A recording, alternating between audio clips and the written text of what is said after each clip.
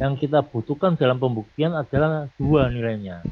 Berarti selain kita saksi orang, kita juga pakai bukti surat, sehingga nilainya jadi dua. Nah, kalau kita punya uang lebih, kita undang ahli, nilainya jadi tiga. Pembuktian kita nilainya tiga. Rata-rata nilainya dua sudah cukup. Tapi itu tadi, kalau tambah satu lagi ahli, nilai kita lebih tinggi dari pihak lawan. Misalnya, kita keracunan makanan. Apa benar kita makan produk itu? Kita harus bisa buktikan bahwa produk itulah yang mengakibatkan racun pada diri kita. Makanya, seperti produk itu harus kita simpan. Harus kita simpan. Kita buka nih, makanan dalam kemasan. Kita buka, kita teliti, pertama lihat dulu, cek kadaluarsanya. Saya pernah menemukan makanan dalam kemasan produk coklat serbuk.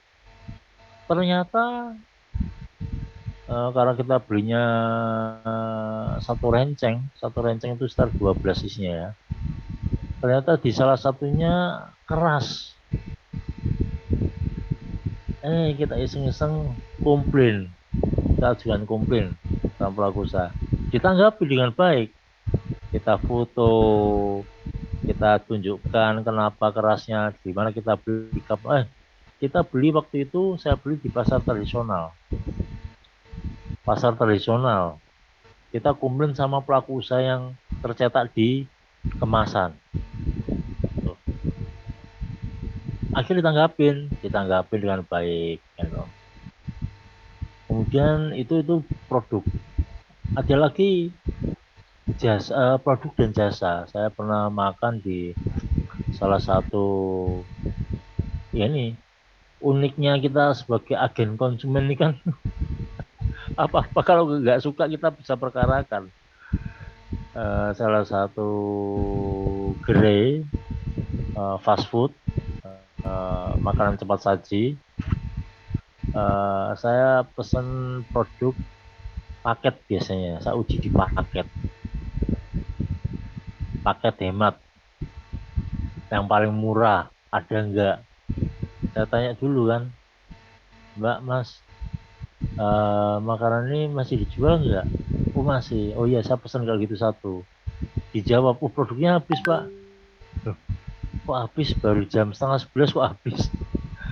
Saya bilang udah diborong ulang tahun. Apa iya? Mana bekasnya ulang tahun kok pagi-pagi sama itu? Nggak ada bekasnya sama sekali. Akhirnya kita duduk, malah di waitersnya bersikap tidak menimbulkan rasa nyaman. Akhirnya kita ajukan komplain lewat medsosnya mereka. Akhirnya ditanggapi dengan baik. Manajernya mengundang kita datang, bikin janji. Kemudian itu karena kita nggak beli, jadi kita hanya komplain sisi pelayanan, jasa, bukan produknya yang kita komplain tapi jasanya, pelayanannya. Manajernya ngundang kita, bahkan traktir makan. Minta maaf terus traktir makan, seperti itu.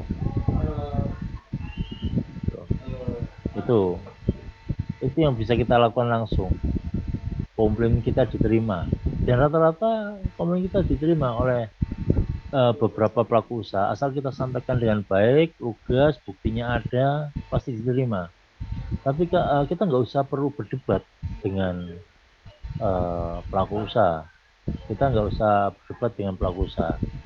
Karena kenapa? Buang-buang energi. Kita sampaikan aja, ini loh kesalahan Anda, buktinya ini. Bagaimana konsekuensinya? Nah, seringkali waktu kita belanja online nih, waktu itu saya belanja, mungkin nggak percaya, Kemiti. Tahu nggak Kemiti? Peniti. Harganya berapa? 2.000 rupiah waktu itu.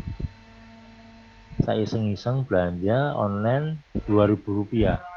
Saya komplain karena promosinya di iklan itu saya baca dengan harga Rp2.000 kita mendapatkan 10 biji peniti. 10 biji peniti.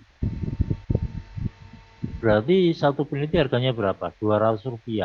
Ternyata kita hanya dikirimin berapa? 2 biji. Sehingga selisihnya berapa? 8. 8 kali 200 berapa? 1.000. Kita daripada balikin, kita ongkos, dia ngirim, kita ongkos lagi. Kan gitu. Kita kasih solusi, udah. Bisa minta dikembalikan uangnya Rp1.600. Rp1.600. Mungkin bagi orang, wah kok 1.600 dikasih ini. Kesalahan kita dalam melihat suatu kerugian. Bayangkan tuh, kalau itu ada salah satu saja udah kerugiannya 1.600. Kalau 1.000 orang berapa? Rp1.600.000. 1.600.000.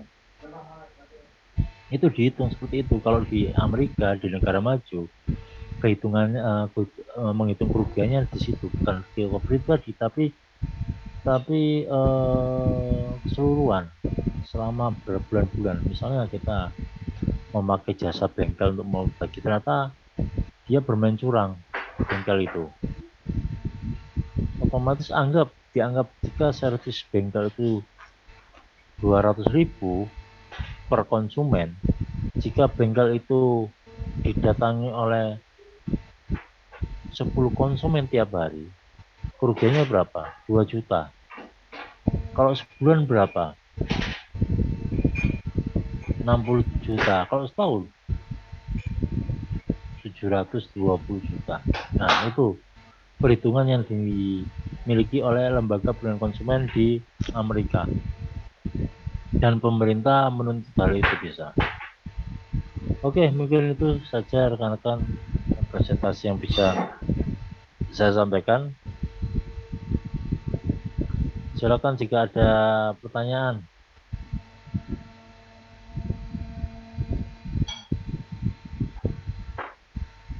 Silakan Bang Anwar.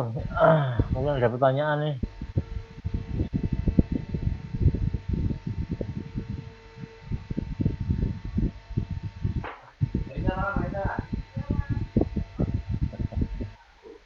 Bentar.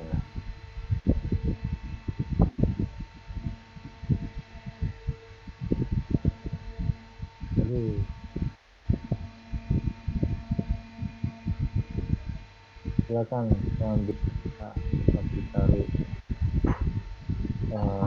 absen.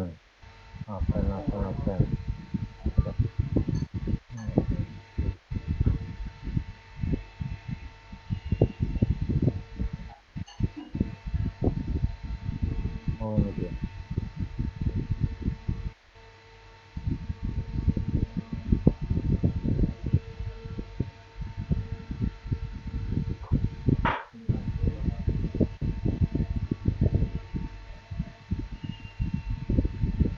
Silakan tuh rekan-rekan yang ingin mendapatkan sertifikat isi data aja. Silakan.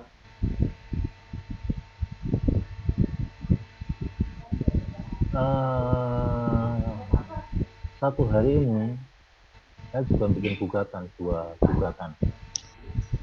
gugatan, satu terkait kartu kredit, satu terkait penarikan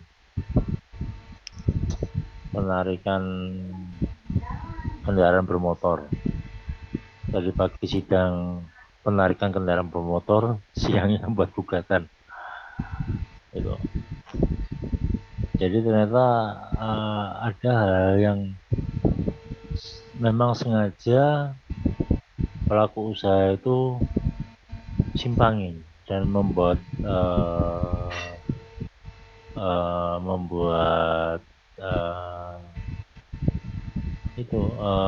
kita sebagai konsumen merasa dirugikan, yaitu dan berat untuk melakukan upaya pembelaan diri. Karena memang sistemnya tidak dijelaskan oleh kita. Justru kita seringkali belajar sistem yang digunakan pelaku usaha. Seperti tadi yang saya ceritakan, kita pakai sistem marketplace. Kemarin sempat ada salah satu konsumen yang komplain. Setelah kita interview, ternyata dia melakukan transaksi di luar marketplace. Berarti dia melakukan transaksi konvensional sendiri, transaksi sendiri. Karena pernah saya melakukan transaksi di marketplace, saya coba pakai ada bayar fasilitas asuransi. Begitu barang itu tidak sampai pada kita diganti utuh. Ya, diganti.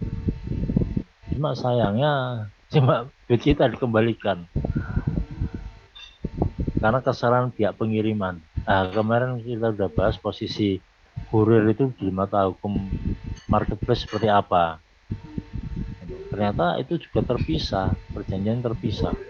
Jadi kita saat kita bertransaksi di marketplace, selain kita membuat perjanjian dengan pelaku usaha, kita juga membuat perjanjian dengan marketplace.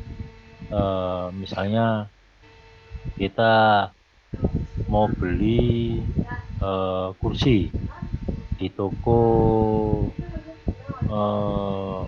Agus misalnya, kita mau beli kursi toko Agus lewat marketplace, Bukalapak misalnya. Kemudian kita memakai jasa pengiriman Gojek online misalnya. Berarti kita sudah membuat 3 perjanjian, 3 pihak berjanji dengan 3 pihak yang berbeda dan bukan dalam satu kesatuan, masing-masing terpisah tanggung jawabnya. Kemudian kita ikat juga dengan asuransi, berarti 4 pihak yang berada pada diri kita. Makanya kemarin waktu ada ibu-ibu yang diviralkan karena tidak mau bayar barang dengan sistem COD, itu sebenarnya benar dari sisi konsumen. Kita berhak memeriksa barang itu, berhak memeriksa. Makanya kita anjurkan pada teman, pada rekan sejawat untuk menghindari pembelian online jika tidak terpaksa atau memang sudah mengerti penjualnya, pelaku usahanya. Misalnya ada beberapa pelaku usaha merek-merek terkenal sudah juga menjual produknya di marketplace. Nah itu memang produk terpercaya. Misalnya sudah muncul bintang 7 kalau obat-obatan itu, terus Kalbe, kemudian ada juga apa ya kemarin ya seperti itu, pakaian, produk pakaian beberapa yang terkenal misalnya Levi's, Cardinal, ya macam-macam lah. Itu mereka sudah buka toko juga di marketplace. Selain dia punya sistem penjualan online tersendiri. Nah, kita harus hati-hati setiap dalam membeli, apakah memang produk itu benar-benar tertera. Kita harus, nah seperti ada sering kali kita lihat di salah satu penjelasan produk dinyatakan bahwa warna bisa mengalami gradasi, selisih warna sekitar antara 10-20% berdasarkan pencahayaan. Sering disampaikan seperti itu.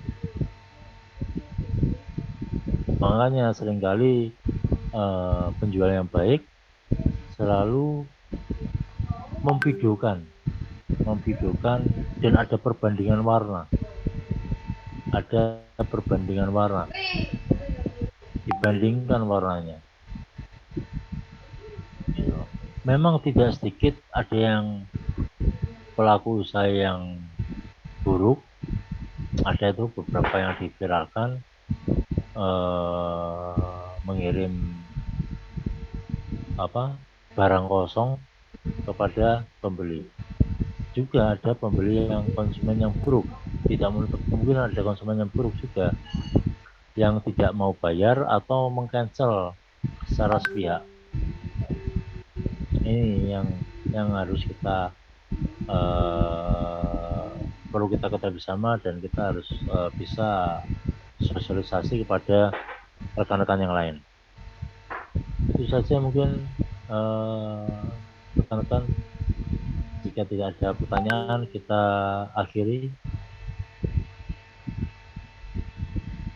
dan sampai jumpa di pertemuan berikutnya minggu depan. Kita akhiri, selamat malam. Assalamualaikum warahmatullahi wabarakatuh.